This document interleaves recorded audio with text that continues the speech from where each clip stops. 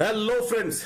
A very warm welcome on the Unacademy platform, especially on our UP channel, UP exam focused channel. और जब बात हो रही हो यूपी एग्जाम की, जब बात हो रही हमारे यूपी चैनल की, और मैं इस समय बात कर रहा हूं अपने यूपी एग्जाम के एस्पिरेंट्स की, तो मुझे हिंदी में यहां पर बात करनी है। और आगे बढ़ने से पहले दोस्तों, मैं अपना एक छोटा सा आपको परिचय देना चाहूंगा। मेरा नाम रितेश कुमार उपाध्याय है, जैसा कि फोटो में मैं आपको दिख रहा हूं। और अपनी एकेडमिक जर्नी के बारे में बात करूं तो मैंने ग्रेजुएशन किया हुआ है बच्चे, एंशिएंट हिस्ट्री और फिलोसफी में। अपने फिलोसफी डिपार्टमेंट का मैं टॉपर भी रह चुका हूं। सोशियोलॉजी में मैंने मास्टर्स किया, और मैंने दिल्ली यूनिवर्सिटी से ही बच्चे मैंने लॉ भी किया, और यूजीसी नेट भी क्वालिफाइड हूं सोशियोलॉजी में। अपनी अगर यूपीएससी की जर्नी के बारे में मैं बात करूं तो तीन बार दोस्तों, 3 टाइम्स मैंने आईएएस मेंस लिखा हुआ है, और 6 बार बच्चों, 6 बार मैंने, जैसा यहां पे मेंशन भी किया हुआ है, 6 times I have travelled through Ganga Yamuna and Saraswati halls. अब ये हॉल्स क्या है, जब आप इंटरव्यू देने के लिए, जब हमारे यूपी कमीशन के अंदर आप एंटर करेंगे तो अब आपको पता चल जाएगा। और कभी लाइव क्लासेस में आप आएंगे तो आपको मैं डिटेल में उसके बारे में बात करूंगा। इसके अलावा दोस्तों, मैं आपको बताना चाहूंगा, आई कैन से दैट 2012 से 2020 तक, पिछले 8 सालों में लगातार ऑफलाइन और ऑनलाइन दोनों ही मोड से 100% डेडिकेशन के साथ मैं अपने यूपीएससी के एस्पिरेंट्स को मैं पढ़ाने में मैं लगा हुआ हूं। और मैं आगे बात करता हूं बच्चे, मैं अनअकैडमी प्लेटफॉर्म के बारे में। No doubt, undoubtedly I can say that today India's largest learning platform है हमारा अनअकैडमी प्लेटफॉर्म। आप हमारे यूपी चैनल को सब्सक्राइब करके Uttar Pradesh public service commission और Uttar Pradesh staff selection commission से रिलेटेड सारे के सारे एग्जाम्स का एक कॉम्प्रिहेंसिव कवरेज आप यहां पर पा सकते हैं। क्या मिलता है, आपको हमारे अनअकैडमी के प्लेटफॉर्म पे, मैं आपको बताना चाहूंगा बच्चों, daily live classes. Daily live classes means बच्चे, जैसे कि आप ऑफलाइन क्लासेस आप करते हैं टीचर के सामने बैठ के, उसी तरीके से आप कंप्यूटर पे, उसी तरीके से आप अपने फोन पे क्या कर सकते हैं, डेली लाइव क्लासेस ले सकते हैं। कहीं भी किसी भी पल उस लाइव क्लासेस के बीच में किसी भी तरीके का स्मॉलेस्ट डाउट है, आप हैंड रेस करके तुरंत आप उनसे वहीं पर उसको क्लास के बीच में क्लियर कर सकते हैं। स्ट्रक्चर्ड कोर्सेज है बच्चे, ऐसे नहीं, हर एक एग्जाम की अपनी एक रिक्वायरमेंट होती है, उसका कोई एक सिलेबस होता है। तो ऐसा नहीं कि हमारे टीचर मुंह उठा के कोई भी टॉपिक, कोई भी चीज, कोई भी कभी पढ़ा दे रहा है, नॉट लाइक दैट। पूरा एक एंटायर प्रॉपर कोर्स मैपिंग हर एक एग्जाम के हिसाब से, और उसकी जानकारी आपको मिलती रहती है दोस्तों। और यही नहीं दोस्तों, सिर्फ लेक्चर ही नहीं हो रहा है हमारे प्लेटफॉर्म पे, लाइव टेस्ट एंड क्विजेस होती है। मंथली, वीकली, डेली आपको लाइव टेस्ट एंड क्विजेस होती है, उसका लाइव रियल टाइम इवैल्यूएशन होता है, रियल टाइम उसका आपको फीडबैक देते हैं, और बच्चों रियल टाइम आपको उसका क्लास डिस्कशन भी करवाते हैं उस टेस्ट का। और जैसा मैंने पहले ही बताया बच्चे, एक बार आप हमारा सब्सक्रिप्शन ले लेते हैं तो आपको उसी सब्जेक्ट से नहीं, सभी सब्जेक्ट के सभी टीचर्स का अनलिमिटेड एक्सेस आपको मिल जाता है। ये कुछ हमारे आने वाले कुछ कोर्सेस हैं बच्चे, हमारे प्लेटफॉर्म पे जाके आप चेक कर सकते हैं। ये हमारी कुछ अपकमिंग टेस्ट सीरीज है जिसके बारे में आप जानकारी ले सकते हैं। और मैं आपको बताऊं, जैसे ही आप हमारा सब्सक्रिप्शन लेते हैं, आपको हमारी सारे के सारे कोर्सेस, सारी की सारी पीडीएफ, सारी के सारे टेस्ट सीरीज आपको फ्री ऑफ कॉस्ट उसी प्राइस में इंक्लूडेड मिलती है दोस्तों। डन। सो जैसा कि मैंने इस कॉम्प्रिहेंसिव सिलेबस कवरेज के बारे में मैं पहले ही बात कर चुका हूं, मैं आगे बढ़ता हूं। कैसे आप हमारे अनअकैडमी प्लेटफॉर्म को ज्वाइन कर सकते हैं दोस्तों? Very easy, let's, I am going to tell you. Phone उठाइए अपना, लैपटॉप उठाइए अपना, गूगल प्ले स्टोर पे जाइए, अनअकैडमी लर्निंग ऐप हमारा आप डाउनलोड कीजिए, और आप हमारे सब्सक्रिप्शन पेज पे जाइए। सब्सक्रिप्शन की बटन दबाते ही आपको बच्चे हमारे सभी जो भी हमारा जो पेमेंट प्लान है, जो भी हमारे जो टाइमिंग है आपके सब्सक्रिप्शन की, वो सब आपका ये पेज आपके सामने आएगा। और मैं आपको एक रिक्वेस्ट करूंगा, पर्सनल नोट पे आपको रिक्वेस्ट में कर रहा हूं, और मैं आपको बताना चाहूंगा, आप ही के लिए फायदे की बात है कि 1 महीने, 3 महीने और 6 महीने के कोर्सेज को ज्वाइन करने से थोड़ा सा बचें। बेहतर होगा बच्चों कि आप 12 महीने का, साल भर का कम से कम आप कोर्स ज्वाइन कीजिए। और आपने देखा भी होगा, हर एक एग्जाम की यार अपनी रिक्वायरमेंट है, उसका एक सिलेबस है, उसका एंटायर कवरेज अगर नहीं हो रहा है तो आपके तैयारी करने का कोई फायदा नहीं। और दूसरी बात, आप देखिए जरा यूपी में, चाहे वो यूपी ट्रिपल एससी कमीशन हो, चाहे यूपीपीएससी कमीशन हो, कोई भी एग्जाम हमारे यहां बच्चों साल 2 साल से पहले क्लियर होता ही नहीं है, फाइनल ही नहीं होता है। तो आप 12 महीने का कम से कम तो आप क्या करिए, आप ज्वाइन करिए ही करिए। और मैं आपको बताऊं, ये रहा मेरा कोड, और रितेश 10 कोड इस्तेमाल करके बच्चों आपको इमीडिएटली 10% का डिस्काउंट मिलेगा, और आपकी फीस कितनी हो जाएगी? 6300 रुपए मात्र। क्या मिलता है दोस्तों?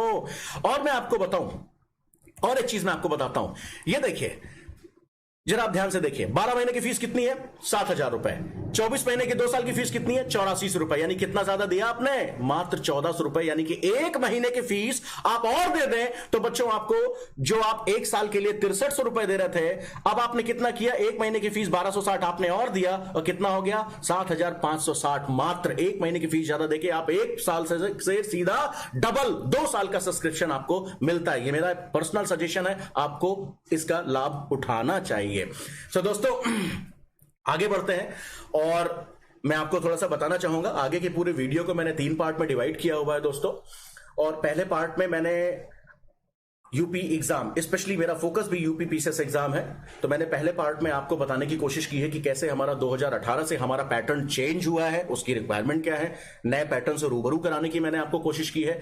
बीच में दूसरे पार्ट में मैंने क्या किया है, मैंने अपने एग्जाम के स्ट्रक्चर को थोड़ा सा, मैंने प्री मेंस में क्या पूछा जाता है, कहां से कितने सवाल बनते हैं, कौन सी किताबें आपको पढ़नी चाहिए, इसके बारे में मैंने आपको जानकारी देने की कोशिश की है। और बच्चों, अपने वीडियो के अंतिम पार्ट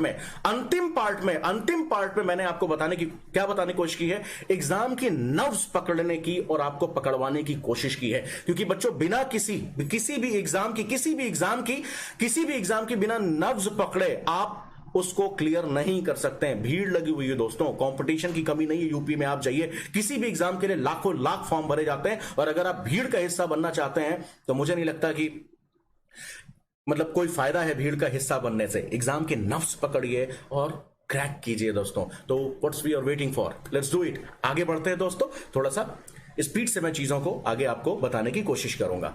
नाउ, पहले पेज पे अगर आप देख रहे हैं दोस्तों, तो मेरा फोकस एरिया, जैसे मैंने बताया कि यूपी पीसीएस एग्जाम ऑब्वियसली है, और इस पेज को आप चाहें तो स्किप कर सकते हैं, क्योंकि आपको मैंने यहां पर बताया हुआ कि आगे की स्लाइड्स में मैंने जिस तरीके के एब्रिविएशंस इस्तेमाल किए हैं उसको मैंने यहां पर क्लियर करने की कोशिश की है। जस्ट लाइक यूपीपीएससी जब मैं बोलता हूं तो समझ जाइएगा, Uttar Pradesh public service commission बोल रहा हूं। यूपीपीसीएस बोलूंगा तो समझ जाना आप कि यूपीपीसीएस एग्जाम, यानी कि Uttar Pradesh provincial civil services exam की बात कर रहा हूं। प्रोविंशियल सिविल सर्विसेज की मैं बात कर रहा हूं, और जैसा कि हर स्टेट कंडक्ट करवाता है, उनका कमीशन कंडक्ट करवाता है। और जब मैं सीएससी बोलूं तो समझ जाइएगा सिविल सर्विसेज एग्जाम की मैं बात कर रहा हूं, यानी अपने आईएएस एग्जाम से रिलेटेड बात कर रहा हूं। दोस्तों, आगे बढ़ते हैं। और जैसा मैंने बताया कि सबसे खास बात, ध्यान देने वाली बात यह है कि बच्चों, 2018 से पीसीएस 2018 से हमारे Uttar Pradesh public service commission ने एग्जाम के पैटर्न में एक बहुत बड़ा बदलाव किया। और उनके पीछे की जो मंशा रही, अगर आप देखिए, जो मंशा रही वो ये रही कि आईएएस के एग्जाम से हमारा जो क्या नाम है, यूपीएससी संघ लोक सेवा आयोग, उसके आईएएस एग्जाम के पैटर्न को मैच कराने के उद्देश्य से पूरा एक आमूलचूल परिवर्तन करने की कोशिश की। हालांकि मैं आपको बताऊं, प्रीलिम्स एग्जाम में बहुत कोई बड़ा बदलाव देखने को आपको नहीं मिलेगा, क्योंकि आपको सेम वही 150 क्वेश्चन आपको मिलेंगे। हाँ, एक बदलाव आपको देखने को जरूर मिलेगा, निगेटिव मार्किंग का, क्योंकि निगेटिव मार्किंग इंट्रोड्यूस की गई है 1/3 की, ये आपको बदलाव देखने को मिलेगा। लेकिन मैं आपको बताऊं बच्चों, उन 150 क्वेश्चन के लेवल में बहुत ज्यादा कुछ बदलाव नहीं हुआ है। ऑलमोस्ट सिमिलर लेवल के क्वेश्चन अभी भी पूछे जा रहे हैं। लेकिन my dear friends, mains exam बहुत बड़ा बदलाव आप देखने को आपको वहां पर मिलेगा। टोटली न्यू पैटर्न है। सब्जेक्टिव आपको लिखना है। पहले ऑब्जेक्टिव एग्जाम होते थे, पहले क्या था, एक ही ऑप्शन, हमारे 2 ऑप्शनल हुआ करते थे यूपी पीसीएस में। अब क्या है, 2018 पीसीएस से आपको एक ही ऑप्शनल आपको देना है। और मैं आपको बताऊं, पहले जीएस के 2 पेपर होते थे और वो भी ऑब्जेक्टिव होते थे, और अब क्या है बच्चे, जीएस के हमारे 4 पेपर्स हैं, 4 पेपर हैं, और 4 के चारों क्या है बच्चे, सब्जेक्टिव पेपर्स हैं। डन। और जैसा एक और बदलाव आपको देखने को मिला है, अब कितने का है हमारा इंटरव्यू, 100 नंबर का दोस्तों, 100 नंबर का। पहले कितने का था, 200 नंबर का। तो इससे क्या पता चलता है कि अगर आपने मेंस में, अगर आपने एक एवरेज परफॉर्मेंस भी की है, आपने किया हुआ है, आपने एबव एवरेज परफॉर्मेंस आपने कर दी है, तो इंटरव्यू बहुत ज्यादा मायने नहीं रखने वाला है। ये दोस्तों, इस पूरे परिवर्तन की वजह से, इस पूरे पैटर्न चेंज की वजह से, पोस्ट 2017, यानी कि सिंस 2018 जो ये एम्बिग्यूटी है, उसको थोड़ा सा मैं यहां पर एलैबोरेट करने की मैंने कोशिश की। मैं आपको बताऊं, इस बदलावों से दोस्तों, प्रीलिम्स में तो आपको बहुत ज्यादा, जैसा मैंने पहले ही बताया, बहुत ज्यादा चेंजेस आपको नहीं देखने को मिलते। और मैं आपको बताऊं, इस बदलाव से क्वेश्चन के लेवल में भी बहुत फर्क नहीं आया। कुछ लोगों को लग सकता है कि 2018-2019 का जो प्रीलिम्स था उसमें जो क्वेश्चंस थे वो काफी मतलब क्या थे, मतलब बहुत ज्यादा फैक्चुअल नहीं थे, लेकिन मुझे लगता है पर्सनल नोट पे मैं आपको बताऊं दोस्तों, अभी भी मुझे लगता है कि 2018 और 2019 में भी जो प्रीलिम्स में जो सवाल पूछे गए वो फैक्चुअल थे। और मुझे ऐसा लगता है कि रिपीटिशन ऑफ क्वेश्चन भी था, थोड़ा कम थे लेकिन रिपीटेड क्वेश्चन भी थे। तो इससे एक चीज पता चलता है कि जो हमारे पुराने स्टूडेंट्स हैं जो यूपी का एग्जाम दे रहे हैं काफी सालों से और यूपी एग्जाम फोकस्ड स्टूडेंट ही हैं, उनको प्रीलिम्स में पहले भी फायदा मिलता था और आज भी फायदा मिलता रहेगा। डन, तो उस फायदा आप उठाइए और उसको सिक्योर कीजिए। बुरा नहीं है, जिसको जो जहां से जिस फील्ड से बिलोंग करता है उसका फायदा लेने में ही उसकी भलाई है। क्यों भलाई है? क्योंकि जरा देखिए मेंस में क्या होने वाला है।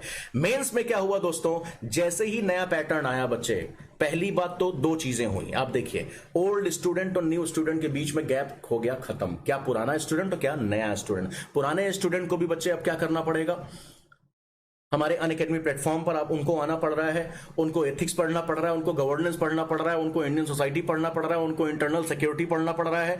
तो ये जो ओल्ड और न्यू स्टूडेंट का जो गैप था कम से कम मेंस एग्जाम के लिए वो पूरी तरीके से क्या हो गया दोस्तों, खत्म हो गया है। और लेकिन मैं एक चीज के लिए आपको सावधान करूंगा कि जैसे ही मेंस एग्जाम में ये बदलाव देखे गए, आपने नोटिस किया होगा कि बाजी इस समय कौन मार रहा है, आईएएस के एस्पिरेंट जो आईएएस का मेंस एग्जाम दे रहे हैं, क्योंकि एग्जाम का पैटर्न उसी तरीके से हो गया है। तो अब आप सभी हमारे यूपी एस्पिरेंट्स को मैं बताना चाहूंगा, अब आपका सीधा मुकाबला किससे है, सीधा कंपटीशन किससे है, आईएएस मेंस एग्जाम देने वाले स्टूडेंट से है। तो जिसमें उनको थोड़ा सा एज आईएएस एस्पिरेंट्स को तो मिलता ही है। तो ये कुछ एक एम्बिग्यूटी है, इसको थोड़ा सा ध्यान देने वाली बात है कि प्रीलिम्स में आपको सिमिलर पैटर्न, आपको फैक्चुअल प्रिपरेशन आपको करनी है और आपको पुराने क्वेश्चंस भी आपको देखने हैं, प्रीवियस ईयर क्वेश्चन सॉल्व करने हैं, फैक्चुअल डेटा भी आपको रखने हैं। लेकिन मेंस में आपको आईएएस लेवल पे आपको जाना है और आईएएस के जो हमारे जो कॉम्पिटिटर्स हैं, जो उनसे आपको क्या करना है, अपना कॉम्पिटिशन के लेवल को मैच कराना है। माय डियर फ्रेंड्स, आगे बढ़े, थोड़ा सा मैं आपको यूपी एग्जाम से रिलेटेड हल्की सी जानकारी आपको देना चाहूंगा, जबकि आपको ये सब पता है। प्री एग्जाम बच्चों, जैसा मैंने पहले कहा, 200 मार्क्स का 150 क्वेश्चन अभी भी वही है। और मेरिट हमारी जो डिसाइड होती है वो किस पे डिसाइड होती है, मेरिट हमारी डिसाइड होती है इसी जीएस के पेपर से। सीसैट का पेपर हमारा क्वालिफाइंग है बच्चों, क्वालिफाइंग है तो आपको बहुत परेशान होने की जरूरत नहीं है। अगर आपको बेसिक, आपको कॉम्प्रिहेंशन, बेसिक आपको थोड़ी सी हिंदी, बेसिक थोड़ा सा आपको क्या है इंग्लिश की जानकारी है, मैथ्स और रीजनिंग अगर थोड़ा थोड़ा मैनेज कर लेते हैं तो बड़े ही आराम से आप क्या कर सकते हैं, इस पेपर को क्लियर कर सकते हैं। और अगर कोई प्रॉब्लम है तो आप आइए हमारे अनअकैडमी प्लेटफॉर्म पे, आपको हम एकदम सीसैट से रिलेटेड एक्सक्लूसिव हमारे बैचेस हैं, आप उसको क्या कर सकते हैं, चुटकियों में बच्चों, महीने भर के सिर्फ क्या है, आप उसको डेडिकेटेड फोकस तैयारी करके आप सीसैट के पेपर को ऐसे आप तुरंत उसको आप क्लिक कर दोगे। Don't worry at all. हाँ, इतना जरूर मैंने जैसे पहले बताया 1/3 की क्या हो गई है, नेगेटिव मार्किंग इंट्रोड्यूस्ड हुई है। मेंस में बच्चों मैं आपको बताना चाहूंगा हिंदी में कोई बदलाव नहीं हुआ है। 150 नंबर की अभी भी हिंदी है। एस्से में कोई बदलाव नहीं हुआ, अभी भी 150 नंबर का एस्से है। लेकिन ऑप्शनल पेपर्स पहले एक ही ऑप्शनल सब्जेक्ट हुआ कर, पहले 2 ऑप्शनल सब्जेक्ट होते थे बच्चों, सॉरी, अब एक ऑप्शनल सब्जेक्ट है। उसी एक ऑप्शनल सब्जेक्ट के 2 पेपर होते हैं 200 नंबर के, यानी कि 400 नंबर का क्या हो गया हमारा, 400 नंबर का ऑप्शनल हो गया वो एक सब्जेक्ट। और जीएस के कितने पेपर हैं भैया, 4 पेपर हैं subjective my dear friends. 200 number का एक पेपर, यानी कि 2 चौका 800 इसको जोड़ दो भैया, 400 हमारे ऑप्शनल को जोड़ दो 1200 और 150 ये जोड़ दो तो हो गया भैया 1500 नंबर। यानी कि टोटल मेंस कितने का हो गया हमारा, 1500 नंबर का। इंटरव्यू हमने आपको पहले ही बताया कि वो माय डियर फ्रेंड कितने का, 100 मार्क्स का है। तो बच्चों तैयार हो जाओ ये 1600 नंबरों में एक अबव एवरेज परफॉर्मेंस करने के लिए। नाउ दोस्तों मैं आगे बढ़ूं तो मैंने कोशिश ये की है कि अपने वीडियो में अपने एक्सपीरियंस को, मेरा जो पिछले 6 बार मैंने इंटरव्यू दिए, पिछले इतने सालों से सिविल सर्विसेज की प्रिपरेशन करवाने में मैं लगा हूं, मैं अपने एक्सपीरियंस को आपसे साझा करना चाहता हूं। दोस्तों थोड़ा ध्यान से आप थोड़ा सा नोटिस कीजिएगा। मेरा आप सभी स्टूडेंट्स के लिए एक ही सजेशन है, बहुत इंपॉर्टेंट सजेशन है कि जब भी आप प्रिपरेशन कीजिए बच्चों, प्री और मेंस की दोनों क्या कीजिए कि कॉम्प्रिहेंसिव प्रिपरेशन करने की कोशिश कीजिए एक साथ। क्यों कह रहा हूं मैं आपको बताऊं, क्योंकि बच्चों 60% सिलेबस प्री और मेंस का क्या है, कॉमन है यार। जब 60% प्री और मेंस का सिलेबस है तो यार पीटी के लिए एक्सक्लूसिव तैयारी क्यों करनी? पीटी और मेंस की कंबाइंड तैयारी करो माय डियर फ्रेंड। जब आप कोई टॉपिक आप प्रीलिम्स का पढ़ रहे हो तो कोशिश करो कि आप उसको लिखने लायक रहो, उसको समझो, उसको लिखने लायक रहो। जैसा मैंने यहां लिखा भी है, आपकी स्ट्रेटजी क्या होनी चाहिए बच्चे पढ़ाई की? Read, think, analyse and right. कोई भी चीज आप लिख रहे हो तो बच्चे उसके बारे में सोचो। ऐसा देखो, पढ़ के फैक्चुअल चीजें रट के एग्जाम में बबल काला कर देने से एसडीएम नहीं बनोगे भाई साहब। मैंने पहले यहां पे लिखा, you can not become an SDM just by darkening the circles in prelims exam. Bubble काला करके एसडीएम नहीं बनोगे, सिर्फ प्रीलिम्स मास्टर बनोगे। प्रीलिम्स मास्टर बनने आए थे क्या? एसडीएम बनो यार। तो मैं क्या कह रहा हूं, जब भी आप किसी टॉपिक को पढ़ो सोचो उसके बारे में, एनालाइज करो उसको, डन। और उसको अपने वर्ड्स में बच्चे लिखने की कोशिश करो, उसका नोट्स बनाओ यार, तब जाके आपको कोई फायदा होगा। और जब आप प्रीलिम्स की तैयारी करके जब आप आईने के सामने खड़े हो तो आपको लगना चाहिए, कॉन्फिडेंस होना चाहिए कि 60% सिलेबस यार, 100% प्रीलिम्स का सिलेबस कवर हो गया आज और 60% मेरा मेंस का सिलेबस भी मेरा कवर हो गया, तब जाके सिलेक्शन होता है यार।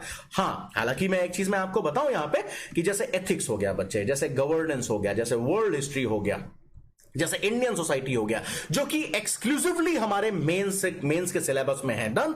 आप उसको थोड़ा सा स्किप कर सकते हैं। ये जो 40% का जो पार्ट है, इंटरनेट सिक्योरिटी भी इसमें है, आप चाहें तो इसको मेंस के लिए एक्सक्लूसिवली आप छोड़ सकते हो। लेकिन मैं दोस्तों मैं आपको बताऊं, इसके अलावा जो 60% सिलेबस हमारा जो कॉमन है, उसको अगर आपने एक्सक्लूसिवली मेंस के लिए बाद में छोड़ दिया, आप पहले दिन से फेल हो। ये मैं नहीं कहता हूं, माफ कर देना दोस्त, मैं बड़े हार्श वर्ड इस्तेमाल कर रहा हूं, लेकिन ये मेरा एक्सपीरियंस बोलता है इतने सालों का। तो बुढ़ापे में जो मैं आपको ये ज्ञान बांट रहा हूं, थोड़ा सा आप इसको ध्यान देने की कोशिश करिएगा, एनालाइज करो, तब आप इंप्लीमेंट करो। मेरे ही सिर्फ कहने पे मत आओ, आप और भी कुछ लोगों से आप जानकारी लेने की आप कोशिश कीजिए। दोस्तों इस पेज को आप चाहो तो रेफर कीजिए और चाहे तो आप इसको स्किप भी कर सकते हैं, क्योंकि आपको ये बात अच्छी तरीके से पता है।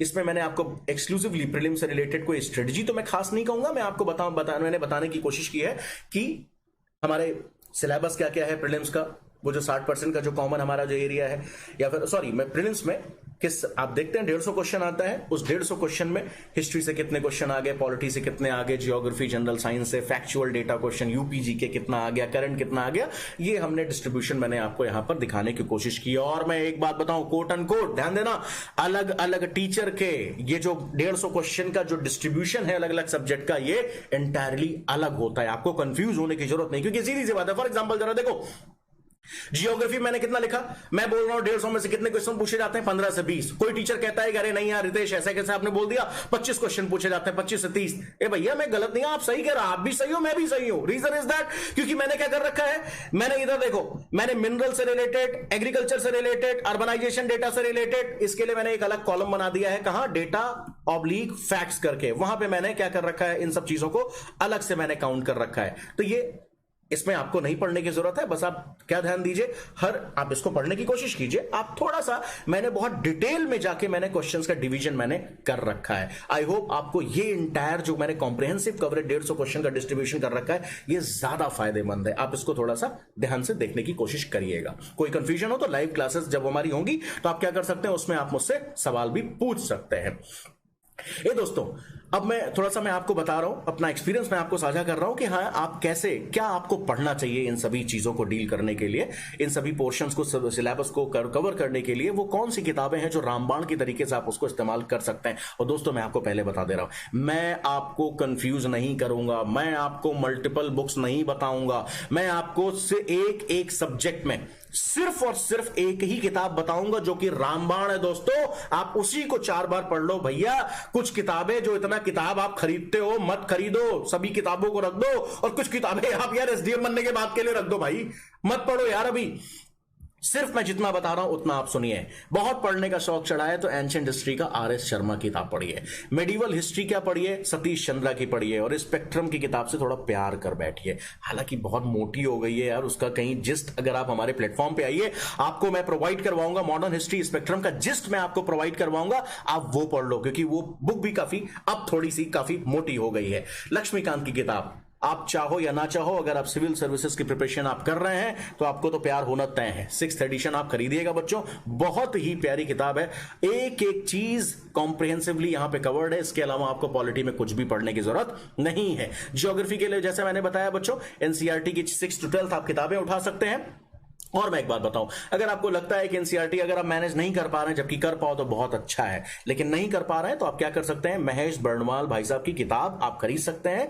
काफी अच्छे से इन्होंने ज्योग्राफी को कवर कर रखा है। ऑक्सफोर्ड एटलस, आप अपनी पसंद का कोई दूसरा एटलस भी खरीद सकते हैं, मैं कोई ऑक्सफोर्ड का रिप्रेजेंटेटिव नहीं हूं, आप कोई दूसरा खरीद सकते हो, लेकिन आपको एक एटलस तो यार आपको चाहिए ही चाहिए। और मैं बताऊं, the most important thing for geography, तुरंत कपड़ा पहनो, जाओ स्टेशनरी की दुकान पे और 4 मैप खरीद के लेकर आओ। 4 मैप खरीद के लेकर आओ, 2 इंडिया के लिए और 2 किसके लिए, वर्ल्ड के लिए। इंडिया के लिए फिजिकल पॉलिटिकल, वर्ल्ड के लिए फिजिकल और पॉलिटिकल। और ये अपने स्टडी रूम की चारों दीवार पे क्या करो बच्चे, इसको टांग दो। और कभी कभी जब टाइम पास करने का मन करे ना, स्केच पेन उठाना, फॉर एग्जांपल जैसे अब स्केच पेन उठाना, इंडिया के मैप को उठाओ और अब सारे स्टेट्स की क्या करो, बाउंड्रीज की जो dot dot dot dot dot dot dot है उसको मिलाने की कोशिश करो। जैसे ही आप मिलाओगे ना, आप देखना खत्म करने के बाद जैसे लगेगा कि सारे के सारे स्टेट्स सलामी देने के लिए आप बाहर आ रहे हैं आपके।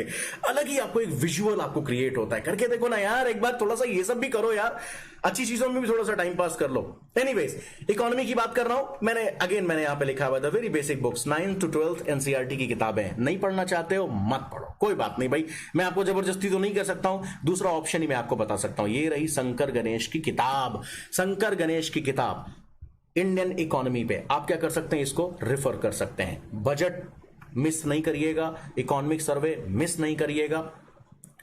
और इन सबसे ज्यादा मैं आपको बताऊं, अगर आपको बजट पे, सर्वे पे, किसी भी मान लेते हैं किसी भी सब्जेक्ट की किताब पढ़ने का आप नहीं समझ पा रहे हैं, कोई प्रॉब्लम हो रही है, कम ऑन यार, इसीलिए मैं यहां पर इतनी बकबक कर रहा हूं। अनअकैडमी प्लेटफॉर्म पर आइए। मैंने कहा ना, हमारे कोर्सेज इतने कॉम्प्रिहेंसिव हैं, अलग अलग टीचर्स इतनी रिसर्च करके आपको सारी किताबों को पढ़ के, सारी किताबों से रिलेटेड छोटे से छोटे कॉन्सेप्ट को क्लियर करने के लिए आपको यहां पर इस प्लेटफॉर्म पर हम आपको बुला रहे हैं। और एनवायरमेंट के लिए जैसा मैंने कहा, शंकर आईएएस के नोट्स है। हालांकि मैं आपको बताऊं दोस्तों, कोट अनकोट मैं बोलना चाहूंगा कि यूपी के लिए हो सकता है कि शंकर आईएएस के नोट थोड़ा सा ज्यादा हो जाए। तो आप क्या करिएगा, हमारे प्लेटफॉर्म पर आइएगा। एनवायरमेंट से रिलेटेड हमारा जो डेडिकेटेड, जो हमारा जो बैच है, जो हमारा जो क्लास है, आप क्या करिएगा, उस क्लास को आप एक्सेस लीजिएगा और उसको आप बड़े आसानी से कुछ ही लेक्चर्स में एनवायरमेंट की जो सबसे इंपॉर्टेंट चीजें हैं, जो आपको प्री और मेंस में जो पूछी जाने वाली हैं, उनसे रिलेटेड आपको एकदम कैप्सूल के फॉर्म में प्रिपरेशन हम आपकी वहां पर करवा रहे हैं। जनरल साइंस बच्चे बहुत इंपॉर्टेंट सेक्शन है, मैंने आपको बताया। प्रीलिम्स के लिए खास बात अगर आप देखोगे तो आपने देखा यार कि 22 से 25 क्वेश्चन वहां से पूछे जा रहे हैं, जनरल फिजिक्स, जनरल केमिस्ट्री और जनरल बायोलॉजी से। तो यार प्रीलिम्स के लिए तो आपका काम हो सकता है, क्या कर सकते हो आप, लूसेंट की साइंस की बुक उठा लो और प्रीवियस ईयर क्वेश्चन सारे सॉल्व कर डालो। वो जो 22-25 क्वेश्चन पूछे जाते हैं बड़े आसानी से आपकी जेब में होंगे, डोंट वरी। हाँ, इतना जरूर है कि मेंस के लिए आपको क्या करना होगा, आपको बच्चे टेक्नोलॉजी, साइंस एंड टेक जहां पूछा जाता है उसमें आपको क्या करना होगा, हमारी मदद आपको लेनी पड़ेगी। आप अनअकैडमी प्लेटफॉर्म पर आएंगे, हम लोग आपको बताएंगे कि करंट से रिलेटेड जो टेक्नोलॉजी के फील्ड में जो नई डेवलपमेंट्स है, जहां मेंस में सवाल बन सकते हैं, उस पर हमारी जो कवरेज है वो आपको उस पर थोड़ा सा रिलाइव करना पड़ेगा। और मैं आपको बताऊं, करंट के लिए tension not my dear friends, tension not. Our Unacademy current focus classes are more than enough दोस्तों। इतने लेक्चर्स हमने करंट पे बना रखे हैं, सेशंस हमारे चल रहे हैं, एंटायर कवरेज हमारा वहां पर है, आपको और कहीं भटकने की जरूरत नहीं है। दोस्तों मैं थोड़ा सा इस लेक्चर पे, अब हम तीसरे पार्ट में, मैं नफ्स जिसको मैंने कहा था टटोलने की, मैं वहां जाने की मैं थोड़ी सी बात कर रहा हूं। मुझे यूपी का, मैं भी यूपी का हूं, मुझे थोड़ा सा एक चीज मुझे लगता है कि यार देखो, हमारे जो यूपी के स्टूडेंट्स हैं वो साल के सालों भर एक ही काम करते रहते हैं, वो बस प्रीलिम्स फोकस तैयारी करते रहते हैं। और मुझे पता है ये जो ब्लंडर आप क्या करते हो, मुझे पता है ये ब्लंडर जो मैंने लिखा है, आप जरा देखो वो क्या करते हैं। आप कोई भी आप जीके की अच्छी किताब उठाते हो, मैं बुरा नहीं कह रहा हूं, आप मान लेते हैं लूसेंट किताब उठाते हैं, अच्छी किताब है, मनोहर पांडे की आप उठा लेते हैं, क्या अरिहंत की किताब उठा लेते हैं, यानी जीके का एक आप अच्छी किताब आपने उठा ली। फिर आपने क्या किया, एक एग्जाम से 1-2 महीने पहले आप करंट खूब अच्छे से आप तैयारी कर लेते हो, प्रीवियस ईयर क्वेश्चन तो आप रट्टा मारी डालते हो, ठीक है। तो इतना करके आप आसानी से आप क्या कर लेते हो बच्चे, हम आसानी से तो नहीं कहेंगे, but yes there are more likely chances कि आप प्रीलिम्स आप क्या करते हो, क्लियर कर लेते हो। लेकिन बच्चों, जीके की किताब पढ़ लेने से, लूसेंट या आर्यन पढ़ लेने से आप बच्चे एसडीएम नहीं बन जाओगे, आप मेंस नहीं क्लियर कर लोगे, मेंस में कोई फायदा नहीं होगा। प्रीलिम्स क्लियर करके क्या क्या क्या कर लोगे, जरा आप बताइए। इसीलिए मैं आपसे कह रहा हूं, जरा आप अपने आप से एक सवाल पूछिए, क्या बनना चाहते हैं, what you want to become my dear friends.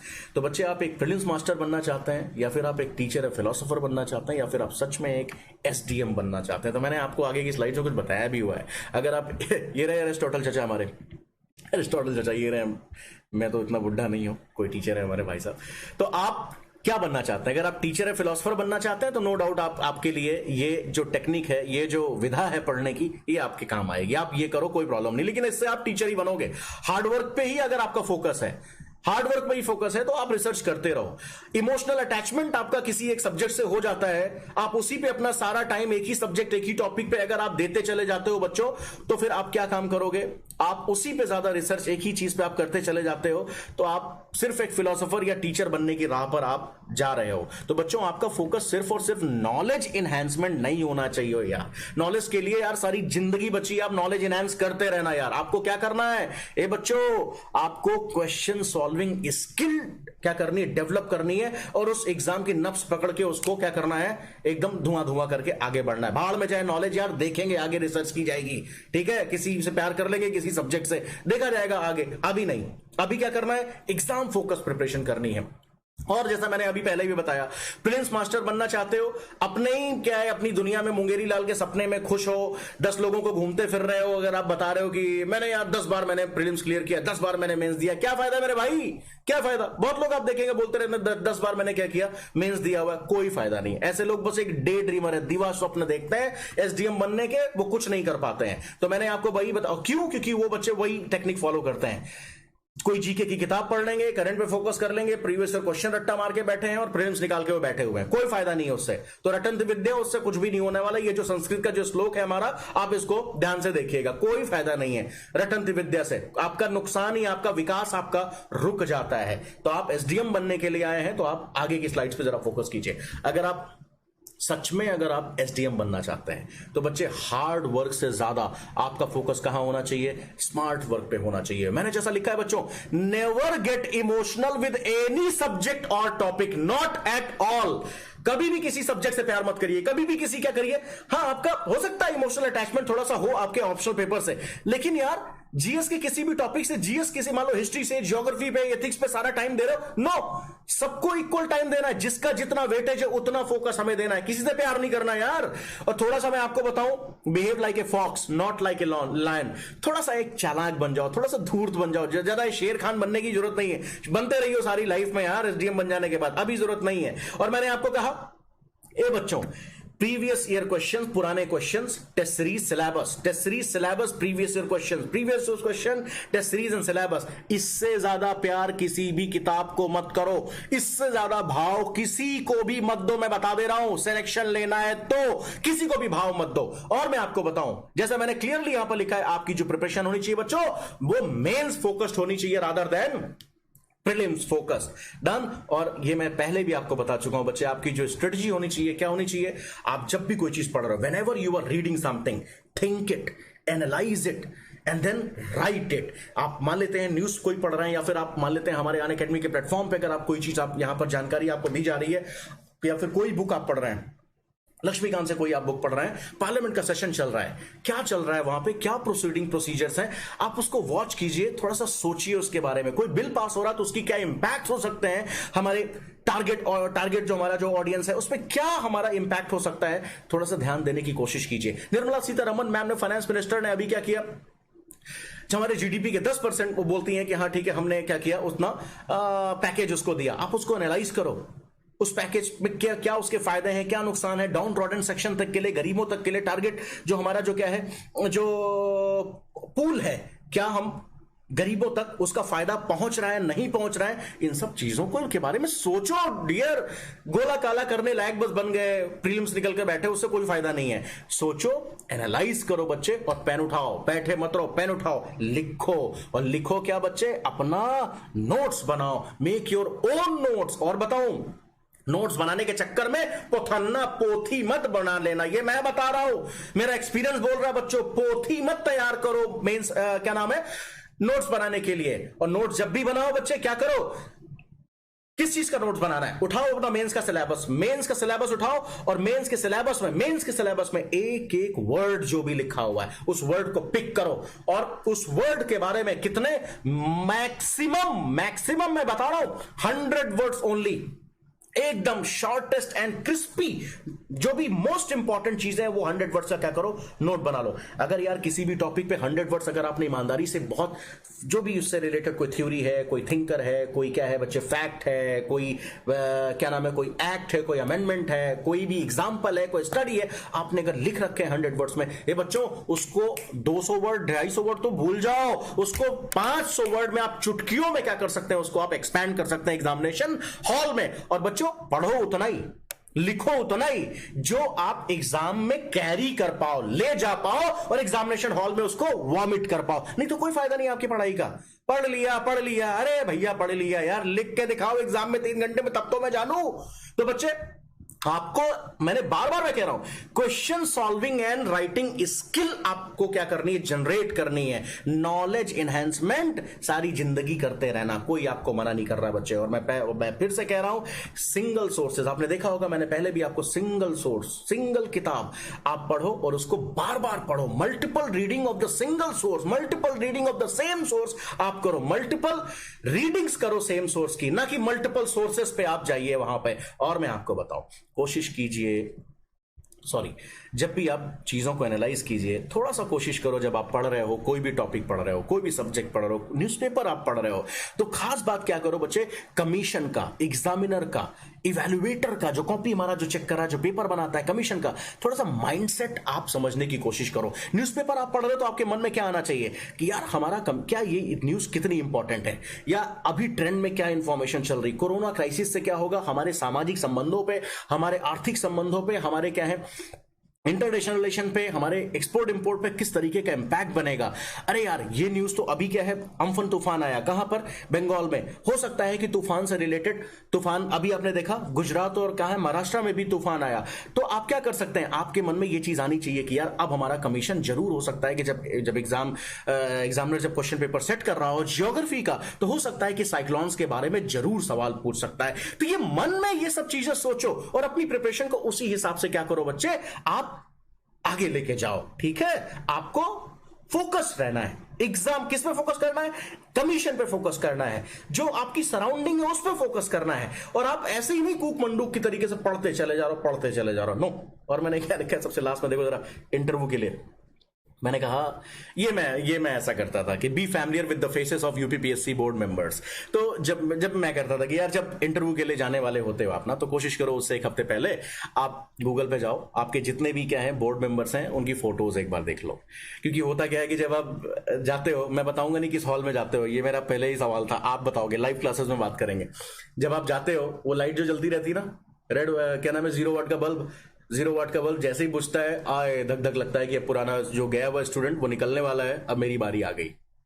ठीक है, तो ऑपरेशन थिएटर में जब आपका ऑपरेशन होने वाला रहता है, मजाक कर रहा हूं, जब आपका इंटरव्यू होने वाला रहता है, तो अचानक से जब आप मे आई कम इन सर, मे आई कम इन मैम जब आप बोले, तो आप हक्का बक्का ना रह जाएं। ठीक है, थोड़ा सा एक फैमिली और फेस, थोड़ा सा जानते रहो उनका फेस कैसा है। ये मैं सोचता हूं बहुत इंपॉर्टेंट नहीं लग सकती आपको, लेकिन मेरे लिए इंपॉर्टेंट है। ठीक है, मुझे ऐसा लगता है कि हाँ ये करना चाहिए, मैं अपने बच्चों को सजेस्ट करता हूं। ठीक है, नाउ फाइनली ये लास्ट हमारी जो स्लाइड है इसको मैं देखता हूं, और मैंने यहां पर फाइनली मैंने बच्चों आपको एक तरीके का लब्बो लबाब जिसको कहते हैं, रामबाण पेनेसिया, मैंने यहाँ पे क्रक्स मैंने आपको देने की कोशिश की है।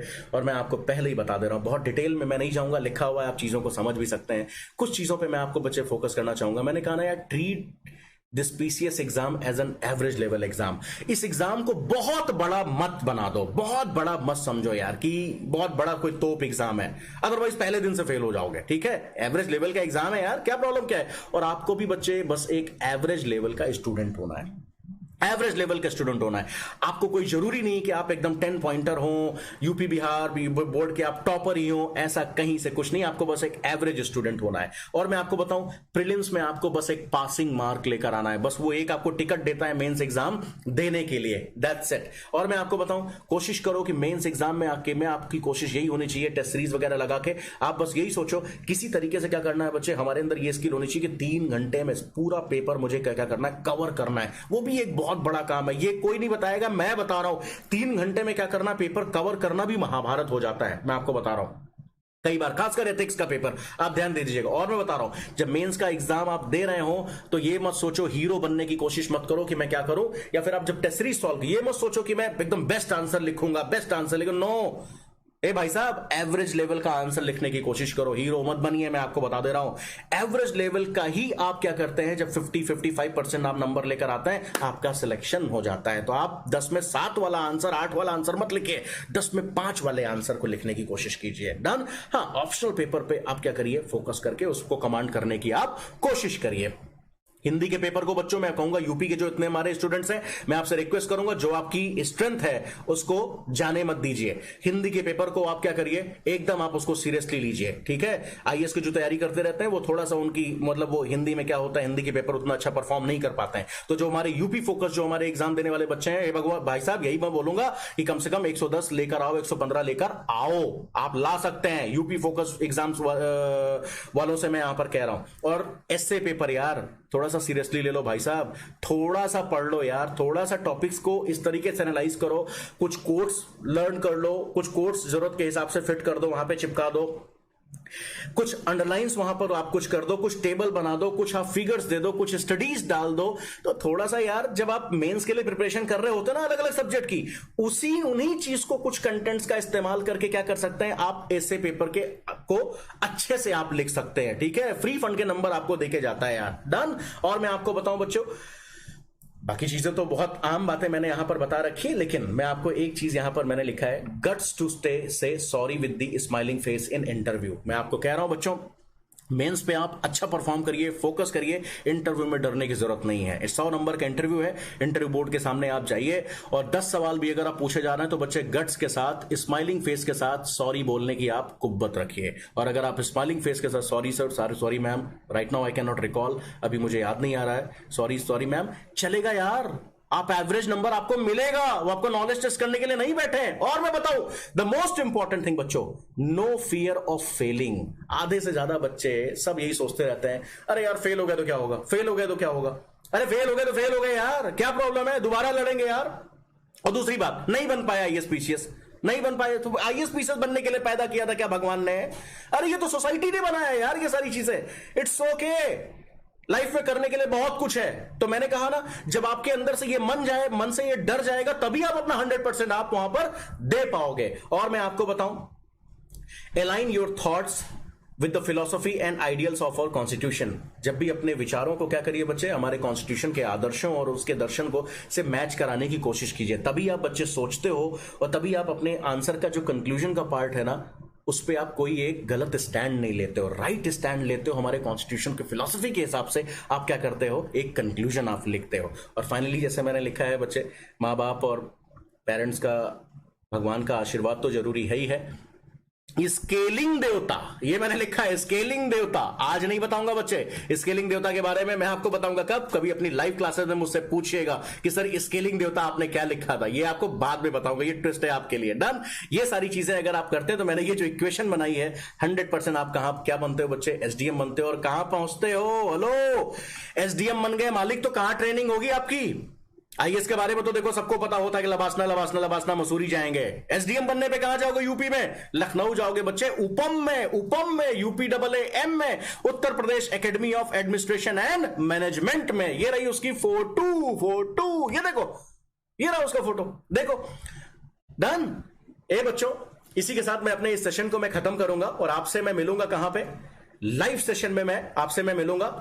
और वंस अगेन मैं आपसे रिक्वेस्ट करूंगा बच्चों कि रितेश 10 कोड का इस्तेमाल कीजिए, 10% का फायदा उठाइए और जल्द से जल्द हमारे चैनल को सब्सक्राइब करिए। Thank you so much. So what's we are waiting for guys, let's crack it. Thank you so much.